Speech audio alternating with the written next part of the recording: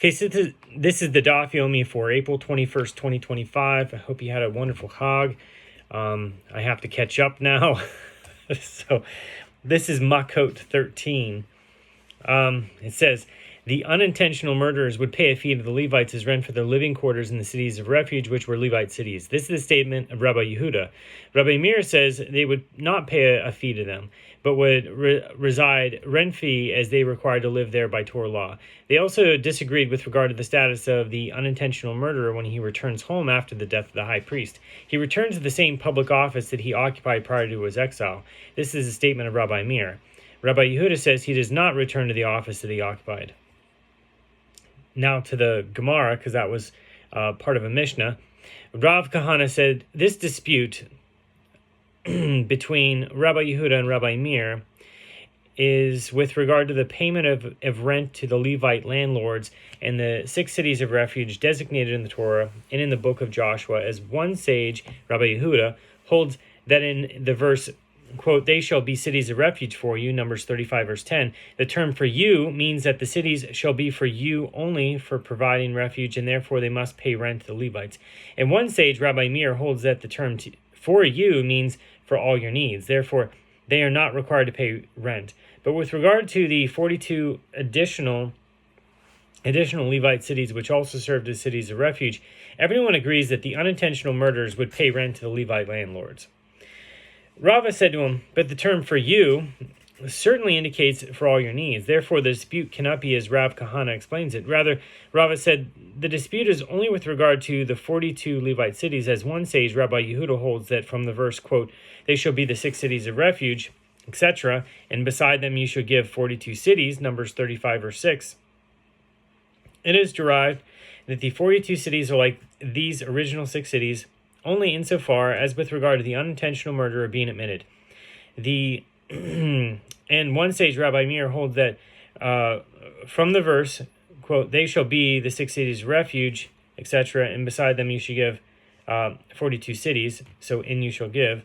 It is derived that the 42 cities are like these original 6 cities in every sense, just as those 6 cities were given to you, the unintentional murderers, for all your needs, so too these 42 cities were given to you, the unintentional murderers for all your needs. But with regard to the 6 cities specifically designated as cities of refuge, everyone agrees that the unintentional murderers would not pay the Levites a fee.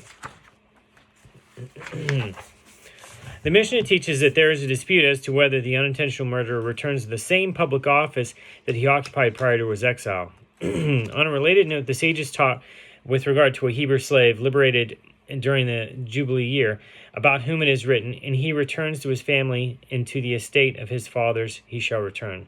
Leviticus 25:41. He returns to his family, but he does not return to that status of prominence and honor that his ancestors held. This is the statement of Rabbi Yehuda. Rabbi Meir says he even returns to that status of prominence and honor that his ancestors held. From the phrase, to the estate of your fathers he shall return, it is derived that he returns to be like his fathers.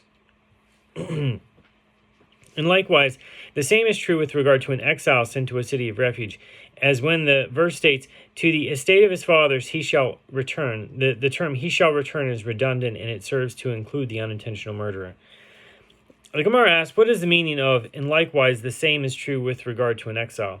The Gemara explains, it is as it is taught in Braita with regard to the verse, the murderer shall return to his ancestral land, Numbers 35:28. And from which it is derived that he returns to his ancestral land, but he does not return to that status of prominence and honor that his ancestors held. This is the statement of Rabbi Yehuda. Rabbi Meir says he even returns to that status of prominence and honor that his ancestors held. Rabbi Meir derives this by means of a verbal analogy from there, that is, between the term of return, written with regard to the unintentional murderer, and the term return, written with regard to the Hebrew slave. The verbal analogy teaches that just as a Hebrew slave returns to his father's estate and the status of prominence held by his ancestors, so too the unintentional murderer returns to his ancestral land and to the status of prominence held by his ancestors. Okay. Back to the Mishnah. The Mishnah says, after enumerating in Tractate Sanhedrin those liable to be executed, and in the previous chapter those liable to be exiled, the Mishnah proceeds to enumerate those liable to receive lashes. Okay, these are the people who are flogged by Torah law for violating a prohibition. One who engages in intercourse with his sister, or with his father's sister, or with his mother's sister, or with his wife's sister, or with his brother's wife, or with the wife of his father's brother, or with a menstruating woman. Likewise, one is flogged in the case of a widow who married a high priest. A divorcee, or a halutza, who married an ordinary priest. A mamzeret, that is a daughter born from an incestuous or adulterous relationship, or a Gibeonite woman who married a Jew of unflawed lineage, and a Jewish woman of unflawed lineage who married a Gibeonite, or a mamzer, that is a son born from an incestuous or adulterous relationship. The Mishnah elaborates, if a woman was both a widow and a divorcee, as after she was widowed she remarried and was divorced, the high priest is liable to receive 2 sets of lashes for marrying her due to the violation of 2 different prohibitions, that of his marrying a widow and that of his marrying a divorced woman. If a woman was both a divorcee and a halutza from 2 different men, an ordinary priest who marries her is liable to receive only 1 set of lashes due to the violation of 1 prohibition alone. The Mishnah continues enumerating those liable to receive lashes. So a ritually impure person who ate sacrificial food, and one who entered the temple while ritually impure, and one who eats the forbidden fat of a domesticated animal, or blood, or notar, leftover flesh from an offering after the time allotted for its consumption, or pigul, an offering invalidated due to intent to sprinkle its blood, burn its fat on the altar, or consume it beyond its designated time, or one who partakes of an offering that became impure, they are flogged. One who slaughters a sacrificial animal or sacrifices it on an altar outside of the temple courtyard, one who eats leavened bread on Passover, and one who eats on Yom Kippur, and one who performs labor on Yom Kippur, and one who blends the anointing oil for non-sacred use, and one who blends the incense that was burned on the altar in the sanctuary for non-sacred use, and one who applies the anointing oil, and one who eats unslaughtered animal or bird carcasses, or treifot, which are animals or birds with a condition that would lead to their death within 12 months, or repugnant creatures or creeping animals, is liable to receive lashes. If one ate untithed produce, as produce from which terumot and tithes were not separated, or first tithe produce whose terumah of the tithe was not taken, or second tithe produce or sacrificial food that was not redeemed, he is liable to receive lashes. With regard to the measure for liability for eating forbidden food, the Mishnah asks, and how much does one need to eat from untithed produce and be liable to receive lashes? Rabbi Shimon says, if one ate any amount of untithed produce, he is liable to receive lashes. And the rabbis say he is liable only if he eats an olive bulk, which is a minimum measure characterized as eating, so like kazite, right? Rabbi Shimon said to them, do you not concede to me with regard to one who eats an ant of any size, that he is liable to receive lashes? The rabbi said to Rabbi Shimon, he receives lashes for eating an ant of any size due to the fact that it is an intact entity in the form of its creation, and that is what the Torah prohibited. So Rabbi Shimon said to them, one kernel of wheat is also in the form of its creation, and therefore one should be liable to receive lashes for eating any intact entity. Back to the Gemara says, apropos, the list in the Mishnah of those liable to receive lashes, the Gemara notes, the Tana teaches those liable to receive excision from the world to come, or karet. As most of the cases enumerated at the beginning of the Mishnah include actions that not only entail violation of a prohibition, but are also punishable by karet. But the Tana does not teach those liable to be executed with court-imposed death penalties among those liable to receive lashes. Apparently, lashes are not administered to those who violate a prohibition punishable by execution. The Gemara asks, whose opinion is expressed in the Mishnah? Is it the opinion of Rabbi Akiva, as it is taught in Braita that there is a Tanaic dispute? Both those liable to receive karet and those liable to be executed with court-imposed death penalties are included in the category of those liable to receive 40 lashes for violating a Torah prohibition. This is the statement of Rabbi Yishmael. Rabbi Akiva says those liable to receive karet are included in the category of those liable to receive 40 lashes, because if they repented, the heavenly court absolves them of the punishment of karet. Therefore, karet does not absolve them of the punishment of lashes. Those liable to be executed with court-imposed death penalties are not included in the category of those liable to receive 40 lashes, as even if they repented, the earthly court does not absolve them of execution, and one is not punished by the court twice for performing the same transgression. Rabbi Yitzchak says that like those liable to be executed, those liable to receive karet are not flogged. Those liable to receive karet for incest were included in the generalization. Quote, for anyone who performs any of these abominations, the souls who do so shall be excised from among their people. Leviticus 18:29. Included in that category is one who engages in intercourse with his sister. Why then did the halacha of karet with regard to intercourse with one's sister emerge from the generalization and receive specific mention? So, quote, and a man who takes his sister, etc., and they shall be excised before the eyes of the children of the people. Leviticus 20:17. It is in order to sentence one who engages in intercourse with his sister with karet and not with lashes. This is the source of the opinion of those liable to receive karet are not flogged. So, this is the source for the opinion of those liable to receive karet are not flogged. Boy, that sentence doesn't seem to make sense to me. But anyway, the Gemara elaborates, what is the reason for the opinion of Rabbi Yishmael, who holds that even those liable to be executed are liable to receive lashes? It is as it is written, if you will not observe to perform all the matters of this Torah, Deuteronomy 28:58. And it is written, immediately thereafter, with regard to the punishment of one who violates that verse, quote, and God will make your plagues wondrous, the Hiflah, Deuteronomy 28:59. The sages interpreted that verse, this term, Hafla'ah, I do not know what its meaning is, when the verse states concerning those liable to receive lashes, and the judge shall cause him to lie down, v'hip pilo, and to be beaten before him, Deuteronomy 25, verse 2. You must say that this hafla'ah is a term referring to lashes, as it is written that this hafla'ah is administered in any case where one does not fulfill the verse, quote, if you will not observe to perform all the matters of this Torah, including those prohibitions punishable by death. The Gemara objects, if so, and Rabbi Yishmael interprets the verses in that manner, those liable for failing to perform positive mitzvot should also be flogged, as those mitzvot too are included in all the matters of this Torah. The Gemara answers, positive mitzvot are not included in this phrase, because if you will not observe, that's a quote, if you will not observe, is written, and this is in accordance with the principle that Rabbi Avin says, that Rabbi Eli says, as Rabbi Avin says that Rabbi Eli says, whenever it is stated in the Torah, the terms observe, lest, or do not, it is nothing other than a prohibition. Since in this verse, quote, if you will not observe, is written, only those who violate prohibitions are liable to receive lashes. The Gemara objects, if so, one should also be flogged for violating a prohibition that does not involve an action. But the halacha is that one is not flogged in that case. The Gemara rejects that contention. If you will not observe to perform, is written, and in violating a prohibition does not involve an action, one perform no action. The Gemara objects, one should also be flogged for violating a prohibition that entails fulfillment of a positive mitzvah, where the Torah provides the means to rectify the transgression through performance of a positive mitzvah, as it does involve an action. Yet the halacha is that one is not flogged for violating that type of prohibition.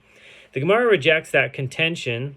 One is not flogged in that case because lashes are administered only for violation of prohibitions, similar to the prohibition of muzzling an ox while it is threshing grain. Deuteronomy 25, verse 4.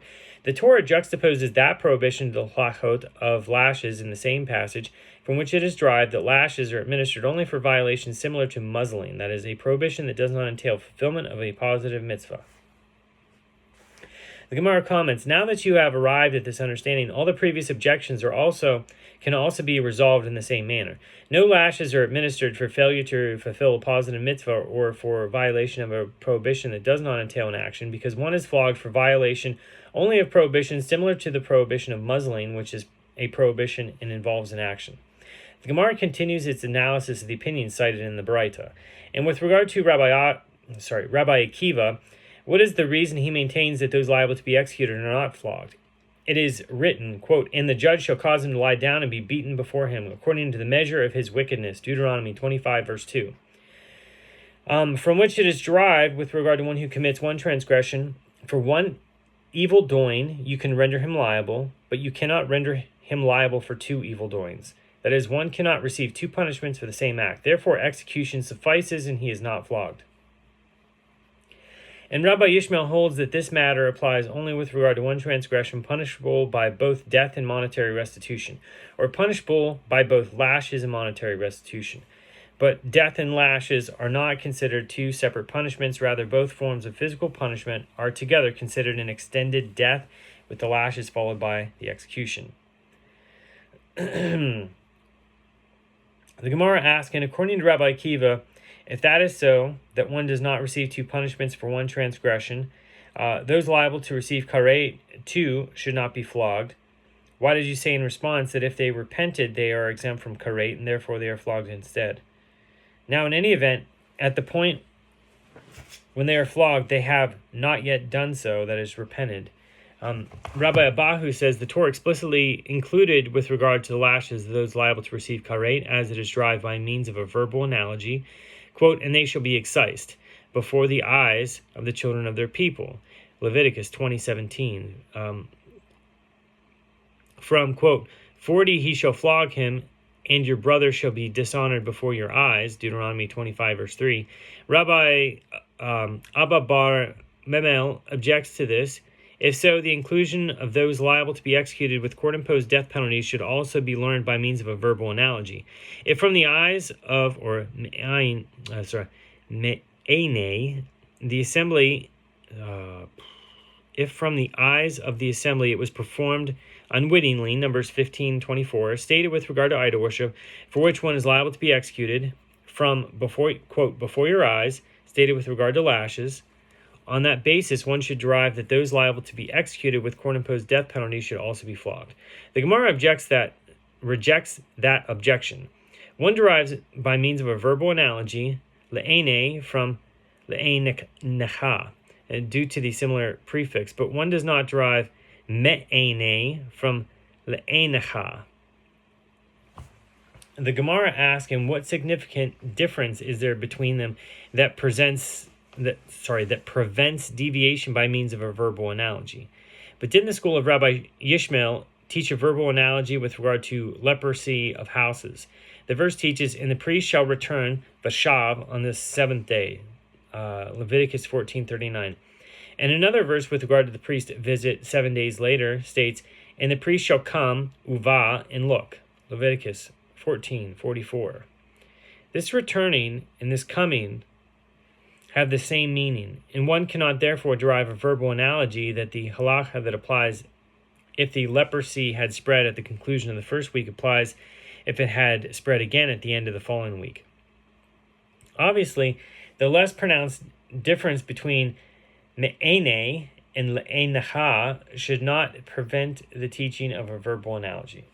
Okay, and furthermore, why not derive by means of a verbal analogy me'ene, written with regard to court-imposed death penalties, from le'ene, written with regard to karet, since those two terms are more similar, just as a verbal analogy of le'ene from le'enecha was derived. The Gemara answers, Rabbi Shmuel bar Rav Yitzchak received a tradition from Rabbi Abahu that the reason those liable to receive karet are flogged, and it is not considered two punishments for one transgression, is that when the verse states, according to the measure of his wickedness, Deuteronomy 25, verse 2, from which it is derived, for one evil doing you can render him liable, but you cannot render him liable for two evil doings. The verse is speaking with regard to an evil doing that is given to the jurisdiction of the court, and not to an act of wickedness punishable at the hand of heaven. Rava says with regard to the dispute between Rabbi Yishmael and Rabbi Akiva, if the witnesses or other onlookers forewarned him that if he performs the transgression, he will be sentenced to death, everyone, even Rabbi Yishmael, agrees that he is not both flogged and executed. When they disagree, it is in a case where they forewarned him that he will be sentenced to lashes. Rabbi Yishmael maintains that with regard to a prohibition in the Torah that potentially serves as a mandate for a court-imposed capital punishment, one is flogged for its violation in a case where there is no actual death penalty.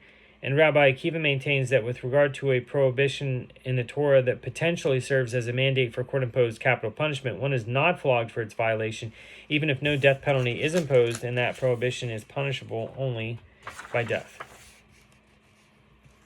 Okay. The Gemara asks, and according to Rabbi Akiva, if so, with regard to those liable to receive karet as well, they violated a prohibition in the Torah that serves as a mandate for karet and not for lashes. Rav Mordechai said to Rav Ashi, this is what